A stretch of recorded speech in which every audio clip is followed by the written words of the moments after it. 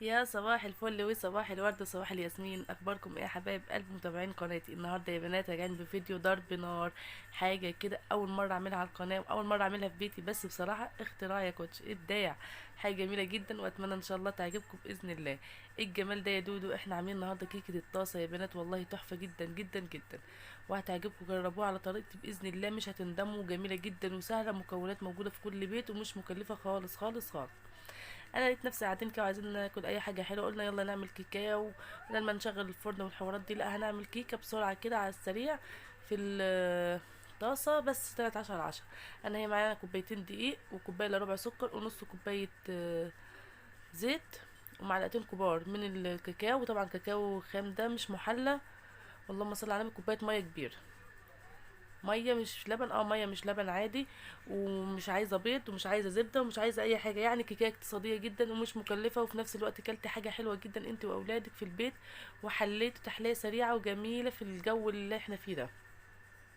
اول حاجه انا نزلت بالدقيق بتاعي، طبعا كنت داخلاه كويس جدا، ونزلت عليه بالكاكاو ونزلت عليه بالسكر، قلبت كله مع بعضه كده. ما ننساش الفانيليا يا بنات.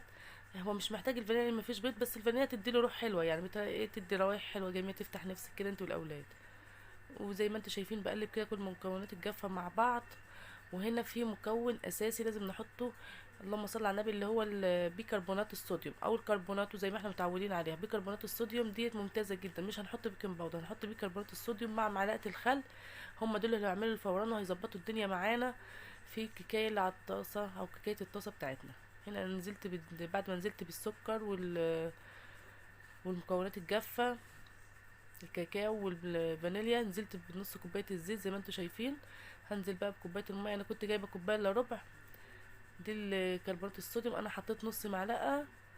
ما شاء الله هتظبط معاك الدنيا. انا كنت جايبه كوبايه الا ربع ميه، بس لقيت ان العجينه طلعت جابسه معاكي واحتاجت شويه ميه كمان، فزودت ميه مفيش مشكله. فانت تاخدي بالك، العجينه طلعت جابسه زودي ميه مفيش مشكله، العجينه طلعت طريه ممكن نزود معلقه دقيق برده مفيش اي مشكله، وهنظبطها لحد ما نوصل القوام اللي احنا محتاجينه. طبعا انا حطيت معلقه خل يا بنات، بس اللقطه دي شكلها ما اتصورتش او التليفون كان فاصل، مش عارفه ايه اللي حصل، بس لازم نحط معلقه خل مع كربوناتو عشان كربونات الصوديوم بتتفاعل هي والخل وبيعملوا فوران. ده اللي هيخلي الكيكايه تطلع معاك وتبقى 10/10. شايفين القوام؟ هو ده القوام المطلوب. انا ظبطتها وحطيت السوائل المطلوبه معانا لغايه ما طلع معايا القوام ما شاء الله تبارك الرحمن زي ما انتم شايفين. هنا انا جبت الطاسه بتاعتي، والطاسه دي مقاس 28، ودهنتها دهنة زيت محترمة كده. طبعا يفضل تكون طاسة تخينة عشان ما تحرقش منك وتتلسع بسرعة، ان احنا هنحطها على البوتاجاز مش في الفرن. وانزل بيها بالخليط بتاعي زي ما انتوا شايفين، وهنخبط تخبيطة كده خفيفة عشان نخرج كل الفقاعات الهواء اللي فيها.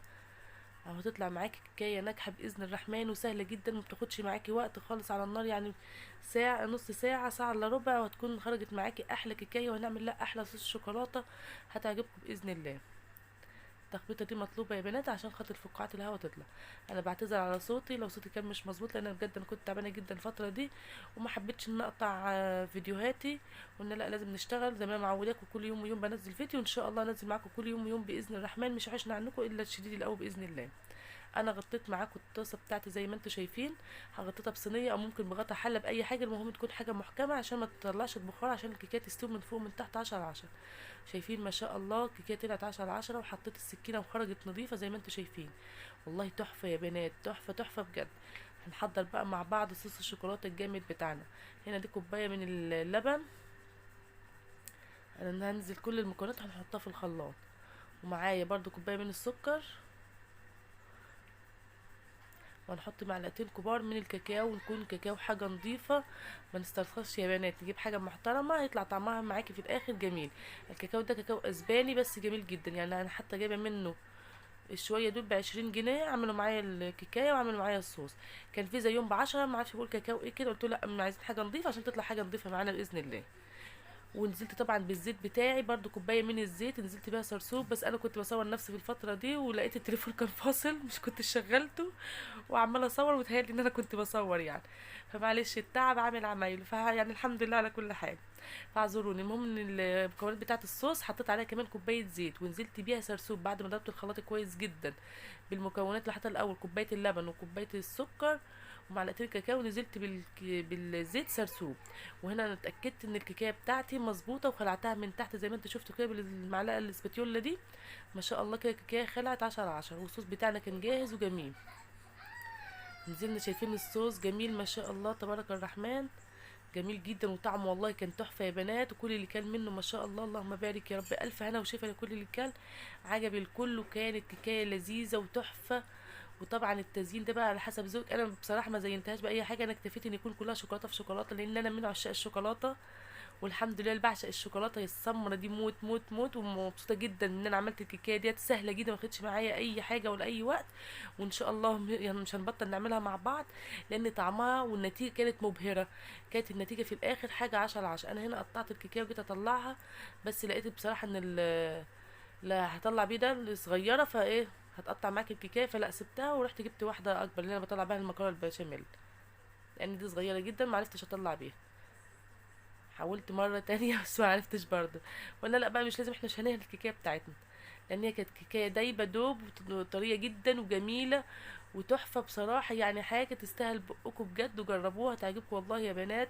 تحفة ما شاء الله تبارك الرحمن، الطعم جميل والشكل جميل، ومش مكلفة خالص. شايفين ما شاء الله تبارك الرحمن، شايفين الجمال، شايفين الكيكة مستوية معانا، وكانت حاجة 10/10. شايفين يا بنات ما شاء الله تبارك الرحمن، والله كانت تحفة. والشوكولاتة كده غرقانة شوكولاتة وصوص شوكولاتة من فوق، وقلبها اصلا كله شوكولاتة في شوكولاتة. واتمنى تحطوا اللايك لاختكم، واشوف وشكم على خير يا رب.